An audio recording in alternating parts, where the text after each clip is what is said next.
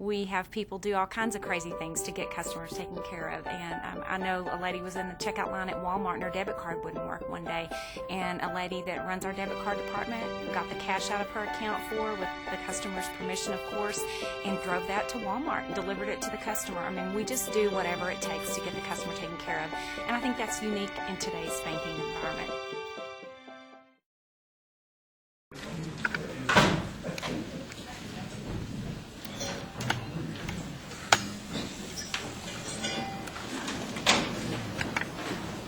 Thank you for rising. It's our pleasure to introduce Pastor Terry Hunsaker with the St. Paul's Methodist Church to give our invocation. Let us pray. Eternal God, thank you so much for the rain this morning. Thank you for loving us and blessing us, always being with us. Lord, we pray this afternoon for those in the Moore, Oklahoma community. We pray for all the citizens, all of those who lost loved ones and friends and family. We pray for all the law enforcement officers, the firemen, the National Guard, all of those who are involved in the rescue and recovery from that terrible tornado. Lord, be with their mayor and their governor and all of those with leadership responsibilities in the Moore community. Lord, I pray for the Amarillo City Commission this afternoon. Bless these commissioners and our mayor and our counselor, all the staff that are involved in this process. Lord, bless all of our city workers. We're so thankful for this city we live in. God, we know it was your idea that we have government. And so, Lord, we want you to be in charge of it. I pray that as this commission meets today, that your divine hand will really be working and that your will be done for all the people.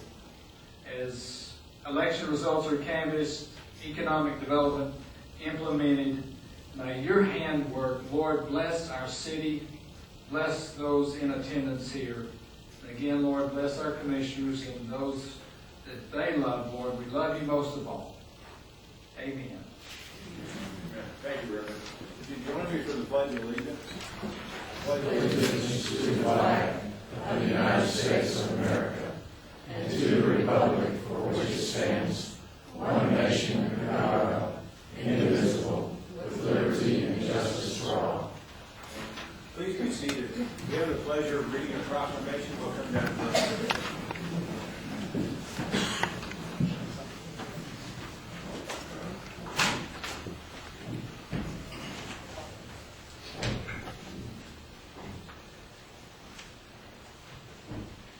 Who do we have with us from the American Cancer Society? Anybody? Come on in. Great. Come on down. Come on up.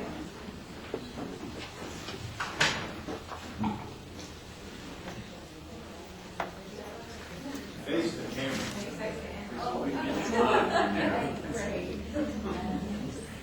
Thank you for being here today. We've taken care of sick folks for 30 years, and as people age, cancer is more and more prominent every year. I can't imagine a more important group of supporters than you all for our medical community here. So I want to read this little proclamation today. Whereas the American Cancer Society was established in 1913 and has 100 years of milestones in the fight against cancer. And whereas the American Cancer Society helped seek passage of the Cancer Act of 71, which established the National Cancer Institute and now funds billions of dollars annually for research. Whereas in 1997, the American Cancer Society opened the doors to the National Cancer Information Center, which receives nearly 1 million calls seeking cancer information each year. And whereas in 2006, for the first time in history, the actual number of cancer deaths in the U.S. declined, thanks in large part to the American Cancer Society's groundbreaking work in cancer prevention, early detection, and treatment. And whereas in 2012, the American Cancer Society reported cancer death rates declined by 20%, which is 1.2 million lives saved. And whereas on May 22nd, 2013, the American Cancer Society, the official sponsor of birthdays, will celebrate its own 100th birthday. Now, therefore, we, Mayor and City Commissioners of the City of Amarillo, Texas, do hereby proclaim May 22nd, 2013 as American Cancer Society Day and urge all citizens to join together to finish the fight against this disease, and urge all citizens to continue to support the fight given under our hands and seal of office this 21st day of May, 2013. So if somebody, the spokesman, step forward and talk to us about what your plans are. Oh my. Mayor Martell and all the commission members, thank you so much for taking time on the agenda to recognize the American Cancer Society's 100th birthday. Of course, this organization is, Commissioner East pointed out, has been at the forefront of educating the public on cancer awareness, raising funds to advance important projects against the fight of cancer, and without great citizens that volunteer their time and funds, it just wouldn't be possible. So we thank you for all your time this afternoon and all the citizens of Amarillo for all they did for the organization. Thank you. Thank you all. Thank you so much. Thank you very much. Thank you so much for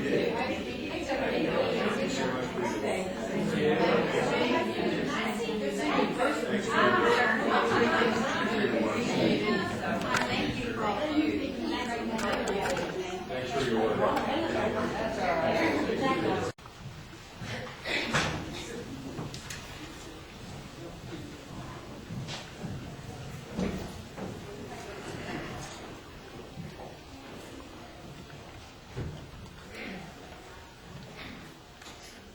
Good afternoon and welcome to the regularly scheduled meeting of the Amarillo City Commission, held on the third floor of City Hall this Tuesday at 3 p.m.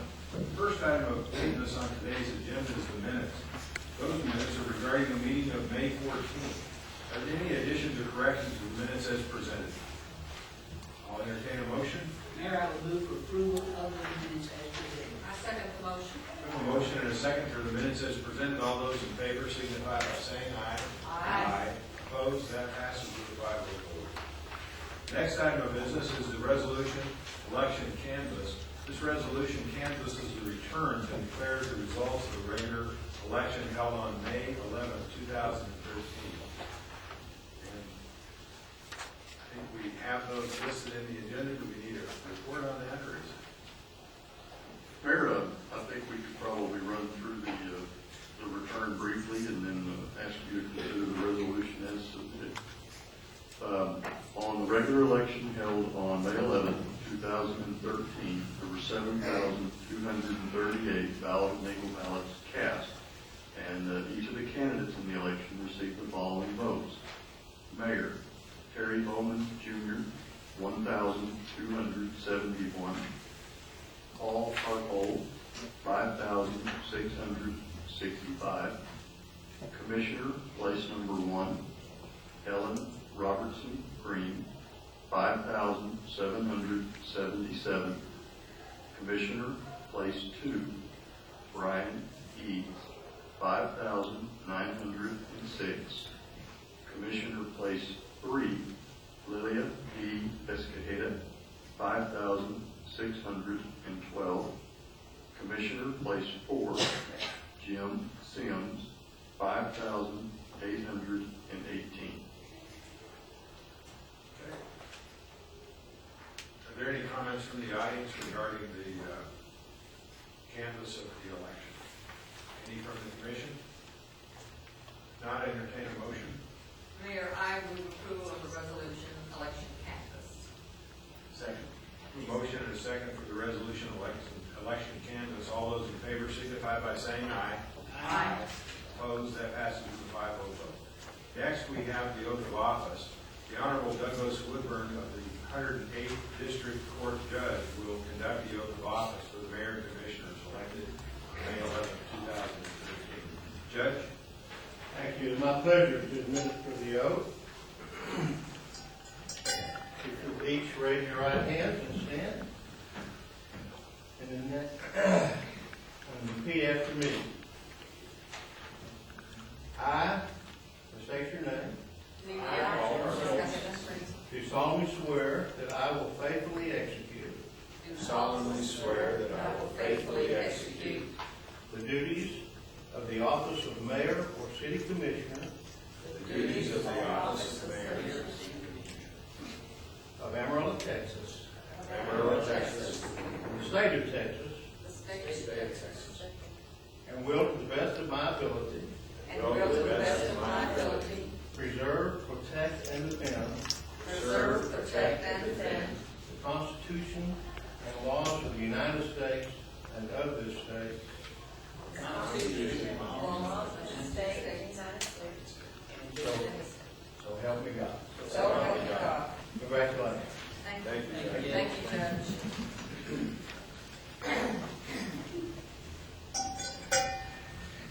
thank you for doing that for us. We appreciate it. The city appreciates it. I'd like to ask if any of the commissioners would like to make a comment at this point. We'll start down at the end with Mr. Simmons. Commissioner Simmons. Thank you, Judge, for swearing us in. You're welcome.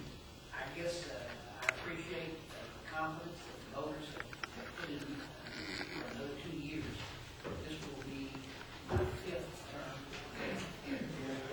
Years 9 and 10 of service. And first commit, I always say, I'll do the best I can do, and I'll do my homework and come prepared for these meetings and for the decisions that I know that we'll make. Everybody's not going to agree. I know that going in. I wouldn't expect it. But I promise you, I will be prepared when it comes time for a vote. Thank you. Thank you. Good afternoon, everyone. I also appreciate the confidence that the citizens of Amarillo have vested in our election, especially in me. I do try to represent the whole community as well as I can, and I do, like Jim, try to be very prepared for the meetings when we come here. And we have great respect for each other on this commission, and we don't always agree, but we're still friends and we have respect for each other, and I think that says a lot. For a commission that has agreed to work together for 2 years, week after week, we don't get any breaks. So thank you again for the confidence. I, for one, will commit to do the best job possible. Okay. Well, I sure appreciate the opportunity to be able to serve a second term. I'm just finishing my first 2 years. I'm looking forward to the next 2 years. And as Lilia said, I think the strength of this commission is that we as reasonable people have agreed to disagree without being disagreeable.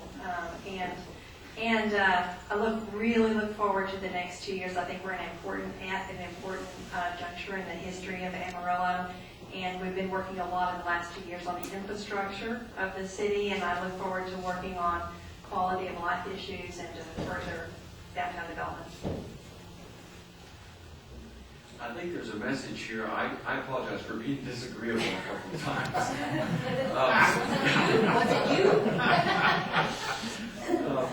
Anyway, I love public policy, and it is such an honor to be able to serve the people of Amarillo, and I appreciate being sent back. Most folks in town don't really understand, when you're just kind of a working person, that the value of having a wonderful city staff like we have.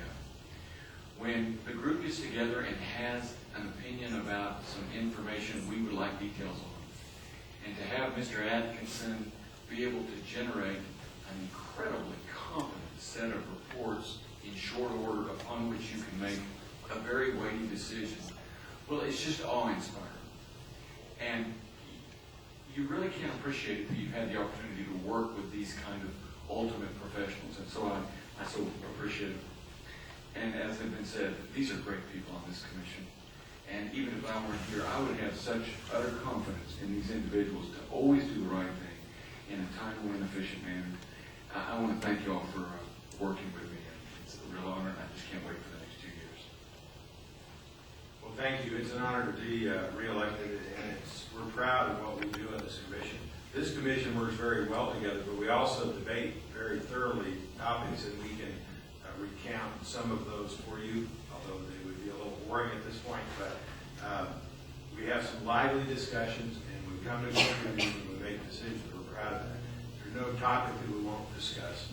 There's nothing that's sacrosanct. So we want to talk about anything that will help improve the city. We know the city's growing, and we know that it will change dramatically in years to come.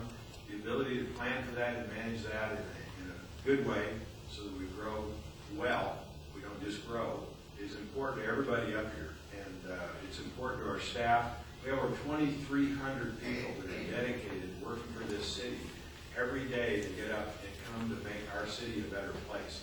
So we are a small part of that, but we feel that we are committed to this, and we're very honored to be returned. I'm especially honored to be returned to this job for 2 years, and we thank you for the confidence from the city.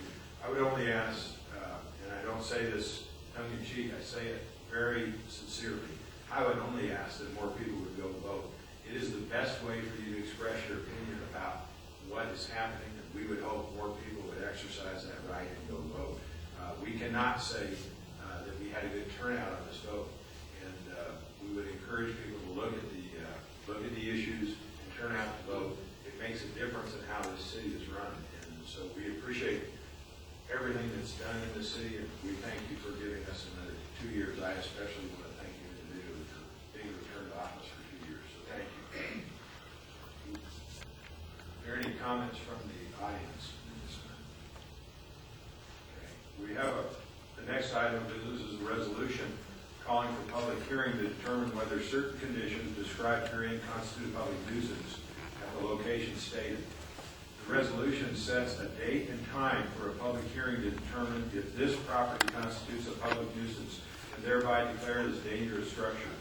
A copy of this resolution will be mailed to all interested parties, providing 10 days notice of public hearing. Are there any questions about this property? I believe it's 1620 and 1622 North Arthur. Any questions about this? Anything that you'd like to say, Mr. City Manager? We're just really setting the date for a public hearing. That's correct, Mayor. This will come back, I believe, on June the 8th. June the 8th. Okay, any comments? I'm sorry, Mayor, June the 18th. June 18th. Important change there, June the 18th, at which time we'll have photographs, updated legal descriptions, and an opportunity for the owner, the neighbors, and the commission to consider the property. Any comments from the audience or from the commission? If not, entertain a motion. Mayor, I move that we shall conduct a public hearing on the 18th day of June, 2013 at 3 o'clock p.m. in the commission chambers on 1620 and 1622 North Arthur Street. A second. We have a motion and a second. All those in favor signify by saying aye. Aye. Opposed? That passes with a 5-0 vote.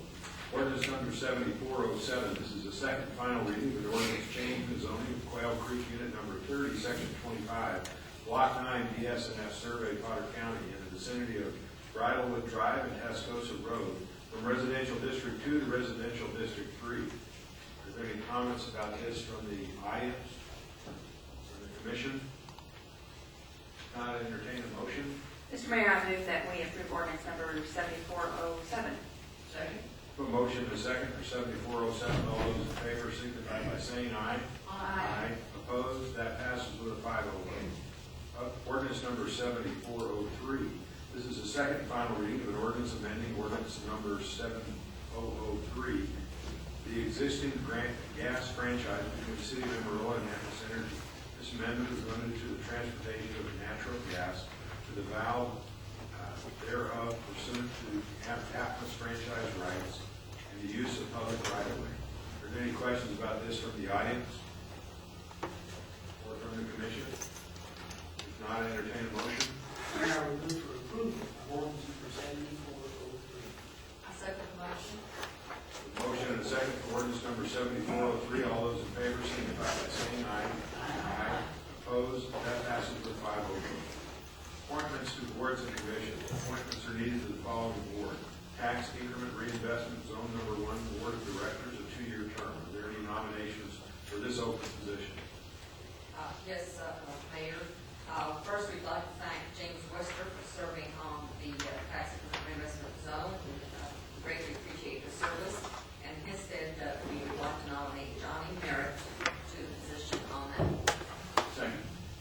A motion and a second for Johnny Merritt for the Tax Increment Reinvestment Zone. All those in favor? Aye. Signify by saying aye. Aye. Opposed? That passes with a 5-0 vote. Consent agenda. It's recommended the following items be approved. The city manager be authorized to execute all documents necessary for each transaction. A, the approval of Amarillo Economic Development Corporation projects. B is the approval of aviation clear zone easements. And C is the dedication and acceptance. Are there any items that need to be removed for separate consideration by the commission? If not, these items, the approval of the Economic Development Corporation project, we'd like to ask Mr. Buzz David to come forward and tell us a little bit more about item A. Certainly, Mayor. Thank you, Commissioners. It's been a while since I've been here. I don't remember how we do this. I'm sorry about that. We brought 3 projects to you for consideration this week. The first deals with a grant to International Paper here locally that essentially offsets the increased cost of the taxes associated with a $2 million piece of equipment. While this doesn't create any specific new jobs, it does enable the companies here locally to remain competitive and make their facilities that much more efficient and certainly compete in the world out there. In this case, like in all cases, there was a decision that had to be made by the company as whether or not to invest here locally. Our assistance on this and with your support will make that investment possible. And it's a small amount. Why don't I do number 3 first, the Texas A&M Agri-Life Research and Extension Center. They have asked us for some matching funds to help construct a new greenhouse. The greenhouse they use for research and development purposes supports our agricultural industry in the region. A lot of the things that you do at the Agri-Life Research Center is very directly related to different things that go on here as far as different crops that are grown. And it helps our farming community, ranching community do a better job and be more effective and more profitable. So that would be for a grant of half the price, $87,500 from our funds, to be matched by funds from the Texas A&M Center. The third project, which seems to have garnered a lot of interest recently, would be approval of a contract which we have gone through the process at our board of looking at for expansion and some renovations to the existing former Zargus building in the Center Business Park to relocate the Coca-Cola distribution center that is currently downtown to that park. This project accomplishes 2 pretty specific goals. It enables us to take a building that's been vacant for some time after Zargus left us, put it back in service. It's ideally located from a distribution standpoint, so the opportunity to move Coca-Cola from its current location for the furtherance of the redevelopment projects downtown will provide them with a facility that will be well suited from a patient access standpoint and from an efficiency standpoint, since the building is in very light new condition, and it'll certainly make it a more efficient operation. We see this opportunity as happening at exactly the right time with the goals and objectives of the community as far as the redevelopment program goes. Coca-Cola was very easy to work with on this. They did not come to us, we went to them. And this project enables them to continue to have a significant presence in the community in a new facility and free up the land downtown for redevelopment purposes. And we urge your consideration. This project, as far as the construction cost, which is almost $4 million, $3.989603, was bid locally, and the low bid was Southwest General Contractors. I know Gary Purser's here today, but we're confident they will do an outstanding job of refurbishing that facility, making some modifications and making it more efficient than it is now. I can answer any questions if you have on any of the project. While you're on the bid, one comment about there being a cap, if you will, on y'all's part of that contract, the AEC's part of the contract. Well, that is the contract for a guaranteed maximum price. We have a construction manager at risk here. That will, we believe very confidently, will do the job. There's some other things related to it. We have to take care of relocation of some facilities and things like that, but this is the construction portion of the contract. And Mr. David, I think it's important to note that we approached Coca-Cola, and they were very helpful to work with us, not put us at an extreme disadvantage, because we obviously published very openly what our plans are for downtown. And they worked with us very carefully to make sure that we met the needs we needed and that they met their needs. And I understand from talking to the people with Coca-Cola through your office that they have changed their process a lot, and this will be a lot more productive area for them and send them forward as good partners in Amarillo for a long time in the future. But it also accomplishes a considerable amount for our redevelopment plans and also further the growth out of the business park that you all have developed, and it's growing leaps and bounds. If we think about what happened when we relocated Benny Keith, and we took that area for our service center, eventual expansion of our service center, that was a win-win. And they have done nothing but grow and expand their business out there. We hope for that same type of thing for Coca-Cola, because as they grow and expand, we grow and we have that other motive to be able to develop downtown in a way. It's also limited our negotiations with one owner because we literally own all the other property we needed to make this development work, where we won't be negotiating with a plethora of 7, 8, 9, 12 owners, whatever it is, to accomplish the same land mass at the other site in Amarillo. So I think we've accomplished something we set out to do a long time ago with your all's help. We appreciate your board's work, and we'll take action on that in just a moment. Any other comments? I also would like to note that I appreciate the fact that you have retained businesses here. You're working with local businesses who are well established. And the part I like the best is like the Texas A&M AgriLife Research and Extension Center. They got half the money from another source, and we're funding half of that. And they are crucial to not only Amarillo but to the Panhandle for the work that they do out there at the Bushland. So thank you for working with our existing businesses so that they can have successful futures too. Thank you. Appreciate it. Mr. Mayor, I had a question from a citizen about not Coca-Cola, but Zargus. Remind us, when Zargus left, did they reimburse the money that they owed the EDC? Well, Zargus had a lease on that building, and I think if we could have had a long, drawn-out negotiation, we certainly could have done more to hold their feet to the fire. But because of the state of the industry, because of their inability to be competitive in the United States, they were not going to stay in the United States.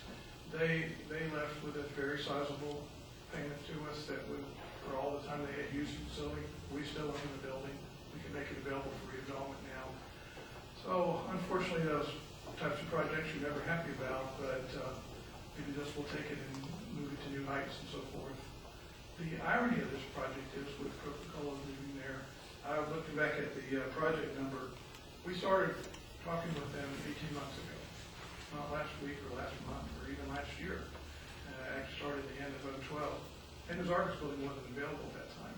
It just became available and became a very logical solution for a problem that would help us clear up some property for downtown and make the whole redevelopment process a lot more fluid, a lot more successful, unfortunately. I look on it as a very successful swap for our city. Exactly. And in this case, Coca-Cola will end up with a facility that will have some renovation and expansion, and we will end up with 3.5 acres downtown for redevelopment that we'll make available to the city at reasonable costs. But as redevelopment projects go, this is about the smarter way of doing it, I think, is possible, because dealing with lots of different owners and lots of different thoughts and ideas about things is always very difficult. I don't think it hurts to recount, too, that this is not coming from property tax money. This is coming from a small percentage of sales tax money.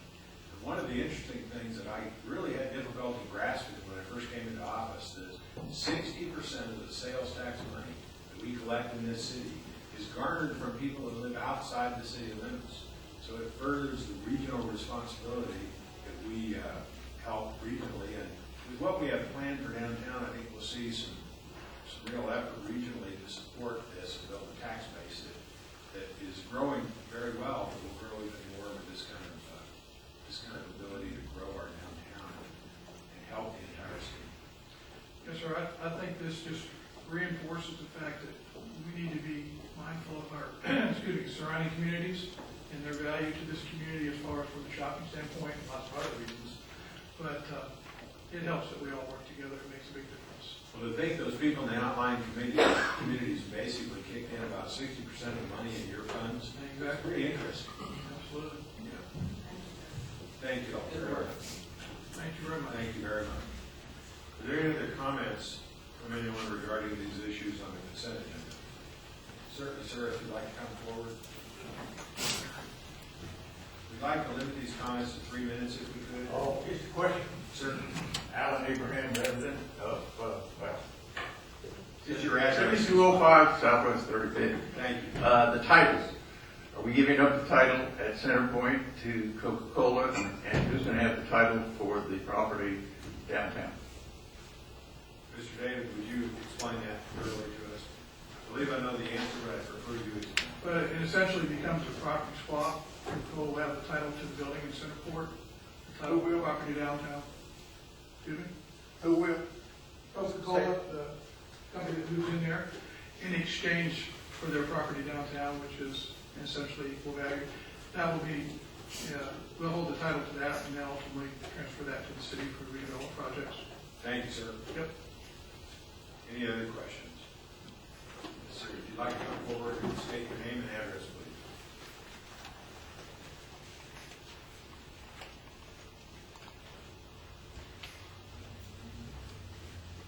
My name is Terry Bachman. My address is 1409 Southwest 62nd. I guess my concern is, why should we, the city of Amarillo... Sir, you address the commission at the proper, don't address the county. Yeah. Why should we, help Coke, with this? Coke has enough money. Why should we be helping them? Plus, my other concern is with this baseball stadium, is it going to be... Are we still going to be able to have free games? I mean, a lot of people on fixed incomes, by the time you go, you get tickets, and I just don't see why we should be helping Coke when Coke makes enough money to do this themselves. And one of my concerns with downtown is, why don't we fix up the Civic Center first so we can get more concerts, because we're losing a lot of money to Lubbock for concerts and stuff, and that's just one of my, main concerns is, why should we help Coke, I mean, with the, with this. Of course, we want to help successful businesses, i.e. Bell Helicopter and other businesses that come to our town, because they are successful. They will enhance our community, retain a relationship that is long-standing, and help us grow our economy. So those are all important factors of the growth of the city over the next few years. We think that being able to develop that property was essential to the development of downtown. We believe, I think, from our prior commitment to downtown, that we are furthering the whole entire community and the growth of that community. Thank you, sir. Any other comments? Yes, sir, please, if you'd like to come up.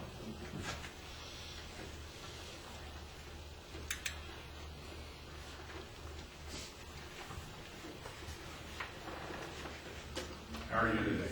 Commissioners, thank you. I have a question also. You can give your name and address. Oh, sorry. Sometimes I forget it, so I thought I'd go on and take my 3 minutes and listen it. My name is Fred Dowling. I'm a proud citizen here in Amarillo in 4503 Mesa Circle area. My question involves, when I moved here a few years back from California, I had heard that this was going on and wanted to know more about it. So the specific question is, Coca-Cola I'd heard about, and there may be other businesses that perhaps downtown are going to be involved in this new vision that you have of the city. Is this being dragged out just one business at a time, or are there a couple other businesses that are involved that might be relocated also besides Coca-Cola?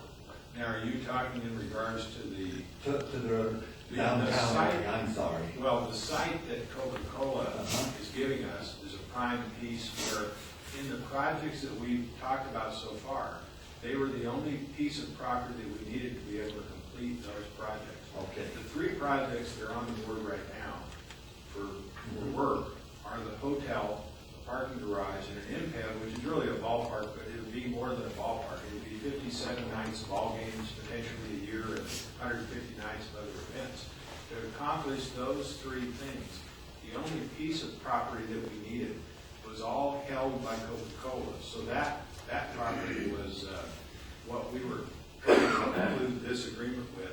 And no further plans have been finalized about any other thing, because one of the great things about what we're promoting is that it is primarily a private investment towards downtown. One of the great things about what's happened downtown, proof in the pudding of what the tier zone has done, is values in downtown, well, it only went up 2% over a 20-year period. Now, in the time period the tiers has been in effect, properties in downtown have gone up over 38%. And so we see the growth coming, but we haven't finalized, because it's obviously very fluid, what would happen next. We have ideas about what would happen next, and certainly they'll be proposed to citizens. This first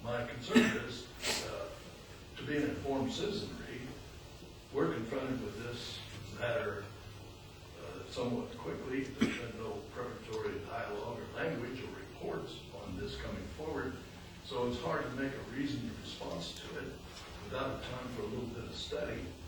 And I would like to ask that you be so kind as to give citizens a chance to digest this, think about it a little bit, decide what kind of response might be made before you act on it officially and formally. I think we, excuse me, go ahead. And so that's a request I would make. And the third issue is, I thought that things that were going to be done downtown were to be paid for by Wallace Pajoli. Why is it you're spending over $3 million of taxpayer money, no matter the source, as the Lord sales tax? Why are you spending taxpayer money for a project that Wallace Pajoli is supposed to be financing? So I look forward to hearing responses. I think there's some misconstruing of what happened. In fact, back about a year and a half ago, we made a decision to publish very carefully what our plans were. And in fact, there's a lovely picture of all three projects down in the lobby as you enter this building, which have been posted for about a year and a half. So I don't think it's quite right to say we have been not forthcoming in all of our plans. They have been there posted on the wall, and I have taken them to numerous events to talk about what they are. And I think that it's very transparent what we were, in fact, we were bargaining with Coke with those plans on the wall, which was not always difficult. And again, I'm glad that the Economic Development Group was able to arrive at something beneficial to both parties. So thank you, Mr. Goodrich, I appreciate it. And as one perspective you offer, Mayor, but I would suggest that you've also said many times, you and others on the commission and members of the Wallace Pajoli team have reported to this community many times that all the downtown development revitalization projects that the city is interested in would be paid for by them with private. No, we never said that, Mr. Goodrich. My statements have always been very specifically, if you go back and pull the records, that we were not raising taxes to do these developments. Right. And I said very specifically, there were certain things that we were doing within the city to promote this. And in fact, some other cities, most other cities, I think all cities, trying to build a downtown hotel have supported that a lot more directly with tax money. And so we are looking for private investment to do those things. And so while none of these can be really defined specifically as negotiations are going on, they have been pretty well seen in the public, and we've had a lot of public meetings about what we plan to do. And we've had great support from the community on this. So thank you, Mr. Mayor, I would like to remind everyone that the hotel money was by Wallace Pajoli, but the garage and the INPEV money was to come by through by public dollars. Oh, really? Yeah. And just to clarify that, it wasn't further, Wallace Pajoli's commitment was to arrange the financing for the hotel. And so that was always the way, and that's really from the original perspective. Yes, that's correct. That was described. Correct. So they're arranging it with taxpayer dollars, is that right? Is that No, sir, we didn't say that. And for you to put that in this tail end is not really fair. Well, I'm sorry, I'm trying to deal with what I can see spontaneously. But as you said, you sort of misconstrued that a minute ago. You said, I may have. Thank you, sir. Any chance you'll give us a little time to review this and think about it before you form? I think we'll act on this item today. Sir? I believe we'll act on this item today. Okay. Unless somebody views tabling it or putting it off. We'll see what the commission's purview is. I wish you'd encourage the Tiers Board not to table matters and act on them when they're presented, because I've had a matter pending there for almost a year that they've tabled and haven't acted on. So I'd appreciate a little encouragement there. I understand. Thank you. Just one other comment I'd like to make. Mr. Goodrich, you own a beautiful facility down there. Thank you. And I'm confident that at some point in the future, that's going to be part of downtown development for the people of Amarillo, and because heaven forbid anything should ever happen here. Well, thank you very much. As far as the Tiers Board goes and their chairman, they're pretty much free thinkers, and they make those decisions. And I'll tell you, the city commission doesn't directly influence how the tier makes their decisions. They're an independent body. But they do look at what we've done. We made public record out of the fact that we support the vision that's down on the wall posted down there. and they know of that support and know what that entails. So certainly, they have to look at that and say, how does this support that effort, which we publicly voted on and said we will work towards. Thank you, Mr. Goodrich. Thank you so much for your responses. I appreciate it a lot. Sir.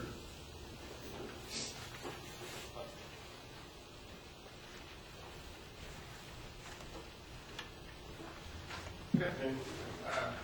My name is Miles Forster. I live at 22 Long Street. And a question that came to mind with me, and this comes from something that another one of these in attendance brought up earlier, is this property out at Centerport, to which the title would be transferred to Coca-Cola. What is the investment right now at the city of Amarillo and where AEDC has that property? You have to have Mr. David. I mean, just ballpark. I mean, What's the investment in the property? yes, As it currently sits? yes, what was paid to build it, much less what Zargis paid for him on the deal. The building that we refer to out there as the Zargis building was $4.5 million to build. Zargis paid us $540,000 in rents for the time that they occupied the building. The building is now about 3 years old, so the depreciated value is probably now under $4 million. If you add that to the dollars to do the expansion and the renovation and so forth, we're over around $8 million. According to the documents we've seen, the value that we're trading for is pretty much comparable for the Coca-Cola property downtown, which will then be deeded to the city. And your board looked at all of that as part of this? Yes, sir. Thank you. So the property that the city of receiving is worth approximately $8 million as it sits right now. It will be after it's renovated. You talking about the downtown property? Right. For redevelopment purposes, yes. As far as for renovating that property, is it just going to be level, back to dirt, be rebuilt? Is that? It will be, right. Okay. Well, that's fine. I was just trying to clarify and think about that. And so in effect, this is an $8 million investment that the city is making to do part of the property here. That's correct. Okay. All right, thank you.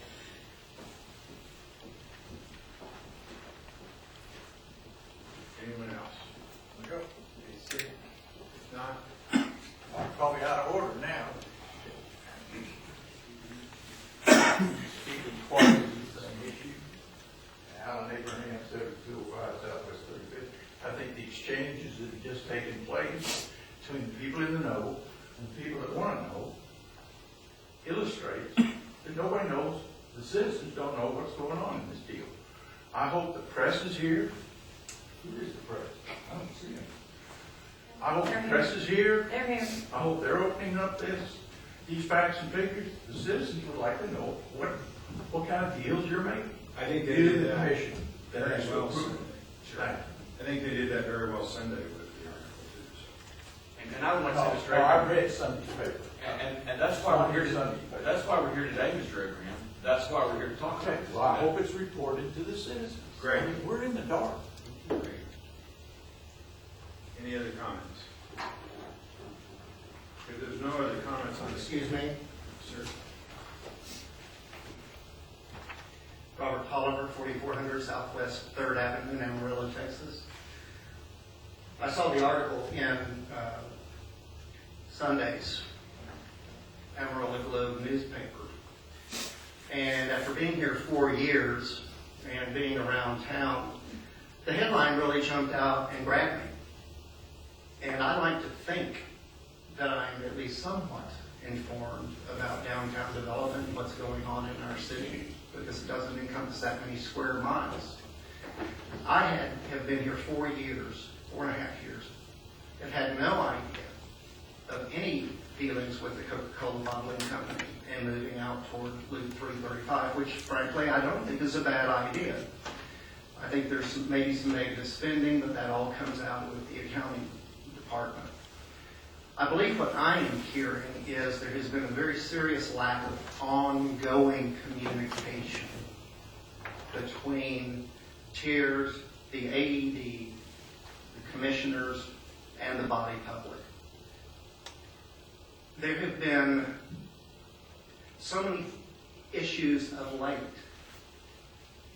that the public and the commissioners have debated in this chamber, that it seems very, very clear communication is lacking, and there's a great depth of interest and care about our community, that the public feels they're kind of left in the dark or being informed after the fact, or this is the way it's going to be, please like it. That we don't have a voice, while you 5, 6 individuals get to make the legislative decisions and policies for the city of Amarillo, in which you are entrusted to do, and we elected you. I did vote. That it is nice for us, the people of the city of Amarillo on this side of the road and outside this building, to feel like we have some ownership in this city. That our voice really is being heard, and not just by subcommittees, but by the individuals that make the decisions. I know your intention is to vote on this today. However, in hearing what the gentleman said and hearing some of the debates, I'm for the move. I don't like the dollars, big deal. But because of the concern of the citizens, I think it would behoove you to table this for at least 1 or 2 more meetings until you are able to communicate the facts and figures. Thank you, Mr. Oliver. And I would like to, excuse me, your time is up, sir. I would like to comment that, go ahead and take your seat if you would, when your time is up. Well, no, but if you direct any comments to me, I can't rebut them if I leave the stand. That's parliamentary procedure, Mr. Mayor. I have been to dozens of public meetings with the presentation, as is demonstrated down in the public lobby, and has been there for over a year and a half. And I've received unbelievable favorable comments that would counter, in my mind, these handful of comments about procedures and not about what is happening. As you said in your own words, you support this. I have seen undeniable support. And I said it as I was campaigning what was transpiring. It's obvious when you look at those pictures that we were going to be dealing with Coca-Cola. We actually made the public statement that put us a little disadvantage, but they were generous with us, as I see it. Put us at a disadvantage in negotiating at first, because everyone knew that was the area where the MPEB, the ballpark, would be. And that's an important piece of the whole puzzle, because the hoteliers, when we first looked at this, said we need some other outdoor activity to sustain the transformation of a civic center into a convention center. So I would tell you that I'm it's very interesting to me and very important to me to hear the public comments. And I have heard those over the last 2 years at a number of meetings where I've put those pictures up on the board myself and had hundreds of people in the audience, and received minor questions. And at the end, anyone that had a question came to me and said, we're glad that you're doing this, we're glad you're moving forward. We don't just meet at these meetings. We go out in the public, as you do. We take the pulse of people everywhere. And then we have an election where if someone can say that these aren't the right way to go, they can run against us and they can win. We have just canvassed an election where the vote was overwhelming, and I think it was 2 years ago, that we want to move forward with downtown. This is a critical piece of downtown.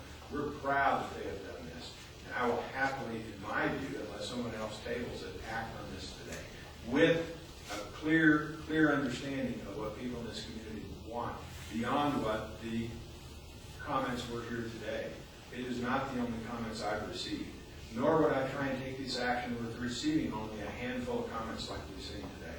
I take this action receiving input for over 2 years and hundreds of people recounting to me that they want us to go forward. So thank you very much. But I believe we've done the duty of looking at what the electorate wants and what the citizens want. Thank you. Thanks very much. Mr. Mayor, just as a reminder, maybe Jared could, or Jim, or meetings, could talk about the amount of public hearings that we had before we voted to implement this plan, and I believe it was August 2011, wasn't it? 2011. As a new commission, we voted to implement the plans that we're working on today. And before that, there were, I don't know how many public hearings. 80 public hearings? Well, of all sorts, if you consider all the different organizations that discuss these issues, it was something in that range. I believe that would be correct. This commission considered the 3 downtown projects that we commonly speak of on August the 23rd, 2011. That's the date at which this body considered it for action.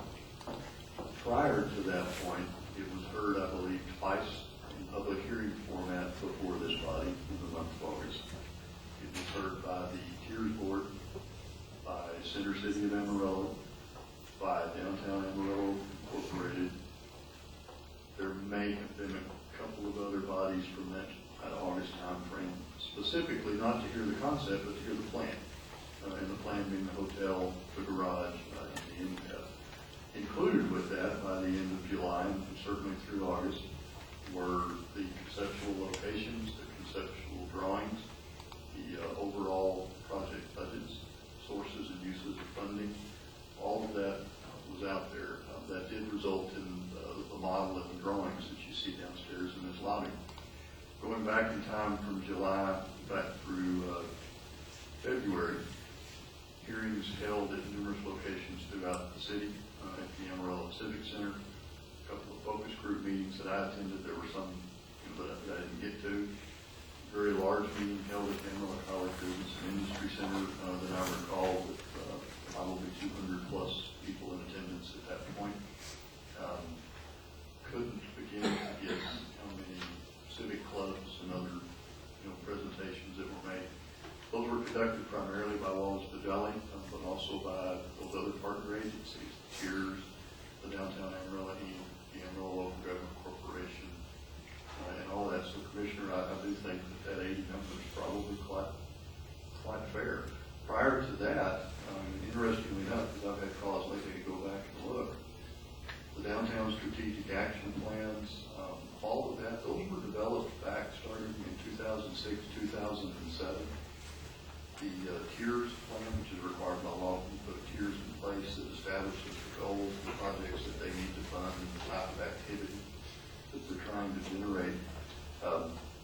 Somebody that makes a living getting plans prepared, and plans approved, and then trying to implement such plans over a period of time. Very pleased to see how closely all of that is tracked and how those notions, some developed by third-party experts, not from here, many developed by a very large citizens committee from here in Amarillo, and how that's kept up. So the concepts were brought back in 2007. Have certainly been narrowed in. As we got to August of 2011, they became the plans that we discuss and that we work on today. And certainly one of which results in the desire to use that Coca-Cola property in downtown for the redevelopment. So that's been there. In that plan in August 2011, it states in black and white that the MPEP should be put where the Coca-Cola plant is. So this is not news today. Well, all of the location drawings show that. And I would correct you, it's in living color. It's in color. It's been there for 20 months, so the color might not be quite as vibrant as what it once was. Mr. Atkinson, thank you for your explanation. I guess the grit in my question did not have to do with the development plans and everything that has been put together in the visioning for the downtown, but was the sense of, even if the information was out there, there seems to be a concern about not knowing where or how the funding for this is going to come about.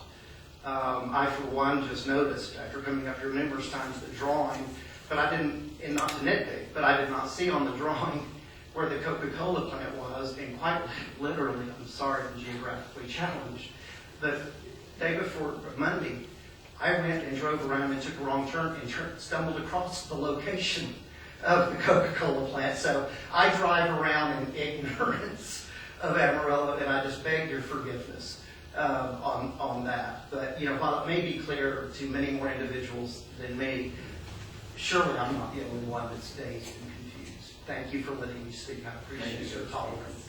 Thank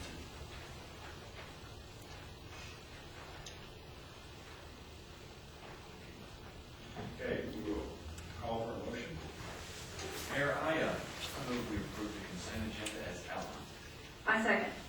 A motion and second for the consent agenda as outlined. All those in favor signify by saying aye. Aye. Opposed? That passes with a 5-0 vote. This concludes the regularly scheduled agenda of the Amarillo City Commission. We will move back to executive session afterwards, but it's our customary at this time to allow citizens of the community with matters not on the agenda pertaining to city policies, programs, or services to speak to the commission. And the floor is now open for that comment.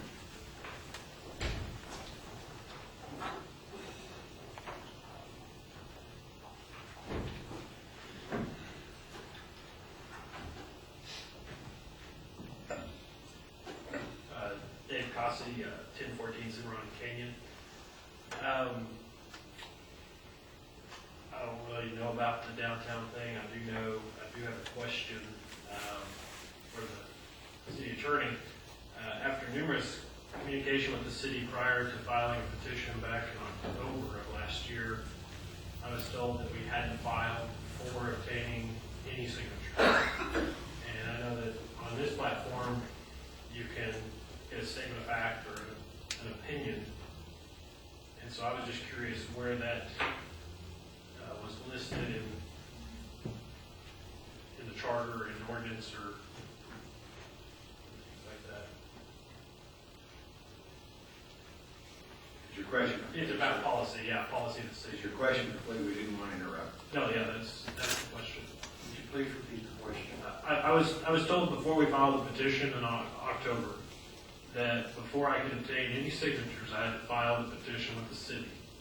After conversations for multiple hours with the Secretary of State's office and numerous local attorneys, no one has been able to find that in the law, the charter, or ordinances. So I was curious where that precedent was set. And they're looking too hard.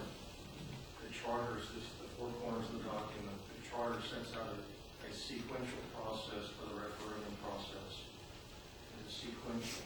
And it says that a referendum begins by 5 persons, citizens of Amarillo, registering as the issue committee and submitting registering their petition. The next thing that happens, the charter says, is you determine the required number of signatures based on the percentage of people who voted in the last registered election. And then the charter indicates the next thing that happens is there is a collection of signatures. And then the charter indicates the next thing that happens is the signatures are turned into validation. And then subsequent action by the city commission. So it's a sequential process simply laid out within the charter itself. The first step for an initial referendum is for a committee to come register, get that, find out the set number of signatures that are required, and then they go forward and collect them. okay, I mean that's not bad. It's nothing more than reading the document. Sure. Given in its ordinary meaning. Right. And by the way, I noticed that on this sheet that was handed to the city secretary recently, there were honorary members listed. Just understand the charter does not recognize honorary members. Right. It seeks 5 persons to be legally responsible for the actions of that initial committee and the circulation of that petition. And so we will deal with members of that committee. Right. If there are questions that come up, not the honorary members, or legal members required by the charter. And those are also registered voters, is that correct? No, the city of Amarillo, not The city of that's Amarillo. just Canyon. Okay. All right. Thank you, sir. Sure. Any other comments or questions today?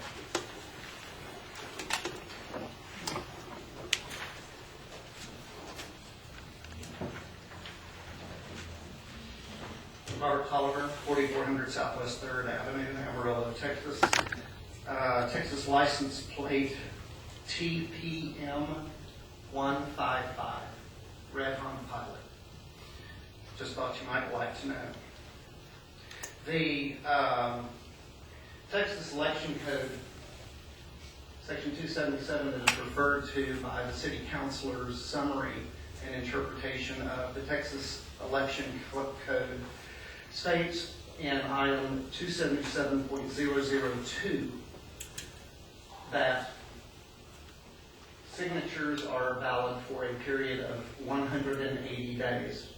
Nowhere does it say that you must file your initiating committee petition first, and from that day forward, then and only then, after that filing, those signatures are valid.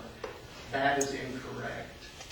The initiating petition is submitted one day, and you can be getting signatures up to 180 days before the IR is posted and filed with the city clerk.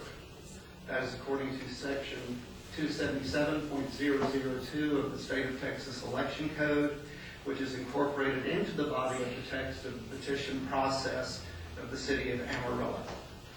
Thank you very much.